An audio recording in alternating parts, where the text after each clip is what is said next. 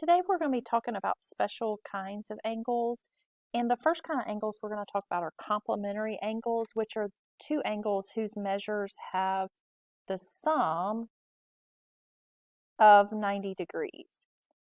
And another way that we could actually say that is that each angle is called the complement of the other. So let's look at these examples below. So here we see we have two angles, and I'm just going to call one angle B and one angle Q, and we see that their measures add up to 90 degrees. So we could say something like angle B and angle Q are complementary angles. That's one way we could write that. And another thing, or another way we could say this, is we could say angle B is the complement of angle Q. So that's another way to say it. You could also say angle Q is the complement of angle B. It works both ways. Now, if we look at this right triangle, we see that the two acute angles in that right triangle add up to 90 degrees. So we can say that those angles, angle D and angle G, are both complementary angles. Another thing that we could notice, because in a right triangle, the right angle is 90 degrees, we know that the sum of those two acute angles is always going to be 90, which means that those two angles are going to be complementary. And last but not least, we have two angles here that we see if we added them together would give us a sum of 90 degrees, which means that these two angles are also complementary. So now we're going to move on and talk about supplementary angles. And supplementary angles are just two angles whose measures have the sum of 180 degrees. And again, similar to what we were talking about with complements, when we're talking about supplementary angles, we can say that each angle is called the supplement of the other angle. So if we look at these examples below, you see here in this figure we have two angles that add up to 180, and if we called one angle X and one angle Y, we could say that angle X and angle Y are supplementary angles, and we also could say angle X is the supplement of angle Y.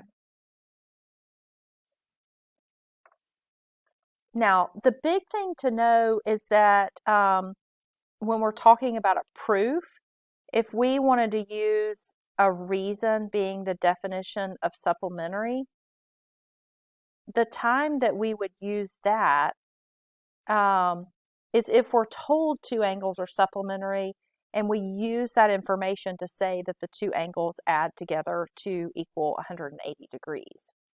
So maybe it's something like this. If you know that angle A and angle B are supplementary, then you know that angle A plus angle B equals 180 degrees. Now, this is not to be confused with angle addition postulate. If you think about angle addition postulate, if we had these angles, and we'll call it angle X, this is a straight angle, X, Y, Z, because it forms a straight line. And let's say we have a ray that cuts that straight angle in some fashion. We don't know the measure of these angles.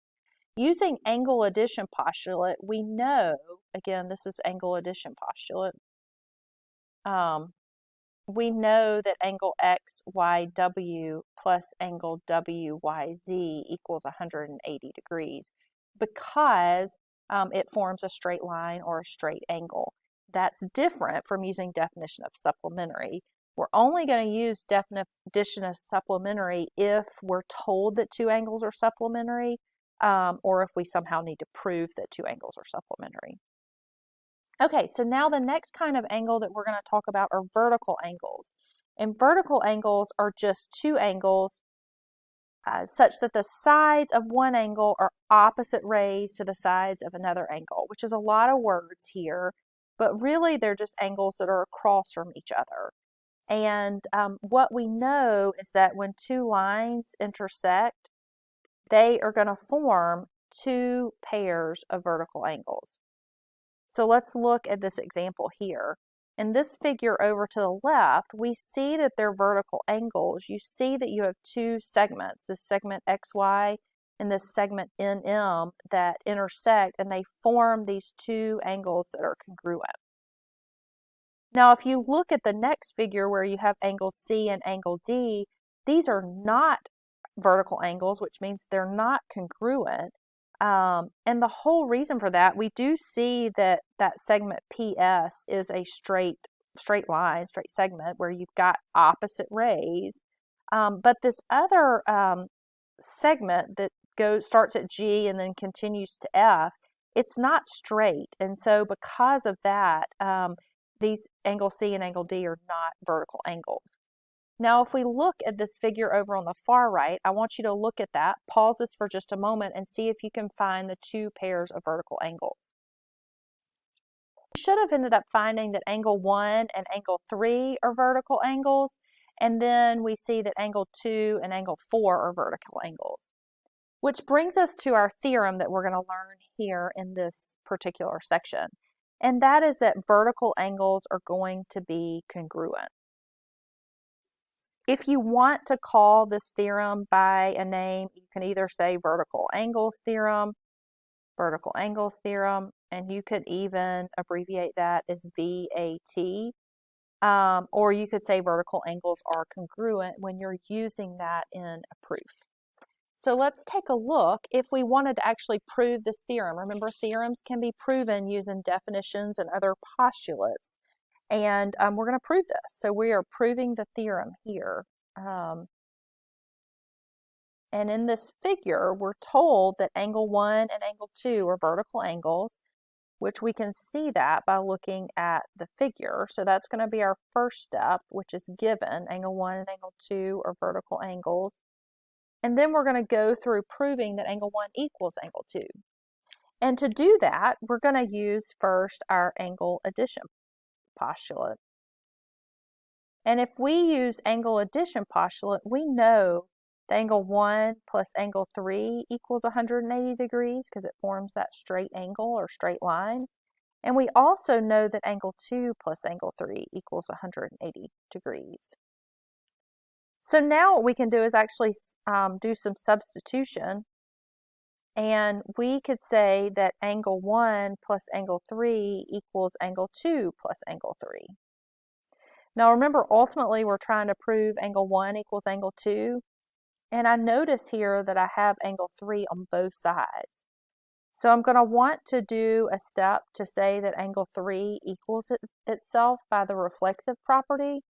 And after I do that, then I can subtract angle 3 from both sides of my equation, and so I get angle 1 is equal to angle 2 just by subtraction. So now I want you to take a minute and try to figure out what the values of x and y are. This is not a proof. I want you to come up with some algebraic equations based on what we know to find the values of x and y. So go on and pause the video and work on that, and you can come back and take a look at the solution. So when you worked this, you should have found that y equals 40, and I did that by just noticing I had my vertical angles with the 63-degree angle and the y plus 23-degree angle. And then with angle addition postulate, I was able to see that that 63-degree angle plus that 2x minus 17-degree angle form a straight angle, or it equals 180 degrees, and I used that to find the value that x equals 67. So now let's go through another proof. So here they tell us that BD, so that's that line BD, bisects angle ABE, and we're trying to ultimately prove that angle 2 is equal to angle 4. And I may just put a little mark in angle 2 and angle 4, a little pink mark, just so I know what I'm trying to prove. So our first step is always going to be our given, which in this case is just that line BD bisects angle ABE. And we want to think about, what does it mean? What have we learned about angle bisectors? And what we're going to learn, you either are going to be using the angle bisector theorem or the definition of angle bisector. And in this case, I think it's easier, or it is easier, to use the definition of angle bisector. And if you think about the definition of angle bisector, it's going to tell us that an angle bisector is going to form two equal angles or two congruent angles. And so we know here that angle 1 is going to be equal to angle 2. And I'm going to go in and mark that on my figure. I know that angle 1 is equal to angle 2. Now, if I also look at my figure, I notice that angle 1 and angle 4 are what kind of angles? They're vertical angles. And so we know that angle 1 equals angle 4 because we know that vertical angles are congruent, or if you say just VAT, vertical angle theorem, is totally fine as well. And so now that we know angle 1 equals angle 2 and angle 1 equals angle 4, we can do some substitution here to say that angle 2 is equal to angle 4. And this is a situation where you could also use transitive if you wanted to instead of substitution. I would accept either one of those. Okay, so this next proof I want you to try on your own. What I'm going to tell you, I had omitted the proof statement. You're actually trying to prove that angle 1 is congruent to angle 3. So I want you to see if you can get started on this one, and I'm going to come back, or go on and pause your video and you can come back and check your work. So here, if we take a look, our first step is obviously our given step. And in that, we were told that angle 2 is congruent to angle 4. So I went on and marked that on my figure. But there's not a way to mark that angles are supplementary on our figure. But I was able to, in my second step, because we know that these two pairs of angles are supplementary, using the definition of supplementary angles, I was able to say angle 1 plus angle 2 equals 180 degrees, and angle 3 plus angle 4 equals 180 degrees. And that allowed me to use substitution in step 3 to say angle 1 plus angle 2 equals angle 3 plus angle 4. And then another piece of my given was that angle 2 is equal to angle 4. And because we already knew that, and they were on different sides of the equation in step 3, we could subtract them away. And so we're just given that angle 1 is equal to angle 3, which is what we were trying to prove. So our fourth reason is just subtraction. So now let's take a look at a different kind of problem here. And this is a word problem. So we're going to be using some of our algebra skills and incorporating that into geometry. So it says the supplement of an angle is 3 times as large as the complement of an angle.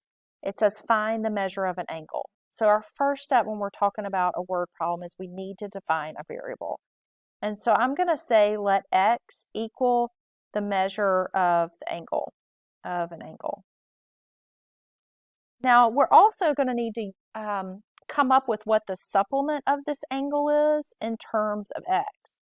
So we know that supplementary angles add together to give you 180 degrees.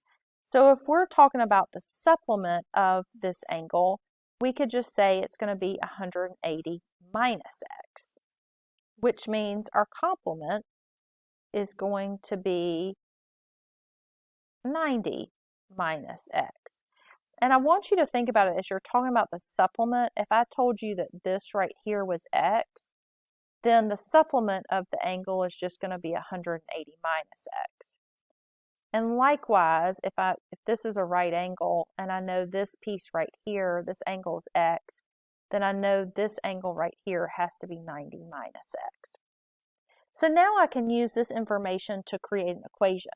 It says a supplement of an angle is, and is code word for equals in math. So we have the supplement of the angle is, which is equals, and it says 3 times as large as the complement. So we have 3 times as large as the complement, which is 90 minus x. So now we've got an equation you can solve. So pause this and work on it and come back for the answer. So once you set up your equation, you should have ultimately found that x equals 45 degrees. And then I could just plug x back into this original equation that I created to find and make sure that it was a valid equation. And I did get 135 equals 135, which tells me that was a valid equation. This next big figure is really just a fun thing for you to go through to be able to fill in the different measure angles using what we know about complementary angles, using what we know about from angle addition postulate and supplementary angles, and then also vertical angles as well. So go on and try to do that before you do the homework.